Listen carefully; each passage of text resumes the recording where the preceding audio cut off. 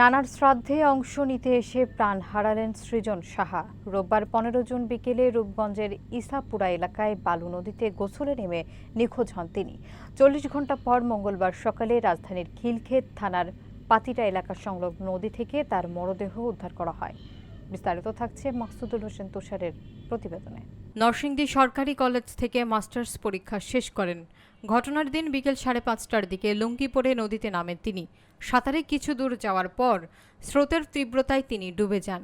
ঘটনাটি তার ছোট ভাই সূর্য সাহা মোবাইলে ধারণ করছিলেন। ফায়ার সার্ভিসের ডুবুরি দল সোমবার সারাদিন উদ্ধার অভিযানে অংশ নেয়, তবে সেদিন তাকে খুঁজে পাওয়া যায়নি। মঙ্গলবার সকালে মরদেহ ভেসে উঠলে পুলিশ ও ফায়ার সার্ভিস তা উদ্ধার করে। রূপগঞ্জ থানার ওসি লিয়াকত আলী এবং পূর্বাচল ফায়ার স্টেশনের স্টেশন অফিসার উদ্দীপন ভক্ত ঘটনাটির সত্যতা নিশ্চিত করেছেন। 16 তারিখে আমরা আবার পুনরায় সকাল থেকে একটি চৌকস টিম আনি, হেডকোয়ার্টার থেকে ডুবুরি টিম এনে আমরা আবার পুনরায় সারাদিন সার্চ করি। কিছুদিন আগে প্রচন্ড বৃষ্টিপাতের ফলে প্রচন্ড পানির স্রোত পানি বেড়েছে নদীতে, এজন্য আমাদের সার্চ করতে অনেক কষ্ট হয়েছে। আমরা গতকালকেও পাইনি। আজকে আমরা সকাল থেকে গতকালকে টিম ছিল, আজকে টিম ছিল, আমরা এখন সক্ষম হয়েছি লাশটা পেতে। আমাদের অনেক কষ্ট হয়েছে পানির স্রোতের জন্য। আমরা পুলিশ ছিলেন, ফায়ার ব্রিগেড ছিলেন, অন্য মানুষও ছিলেন।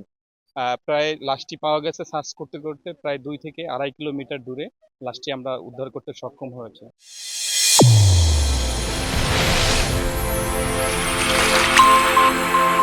চ্যানেল A1 হৃদয় রেসপন্স।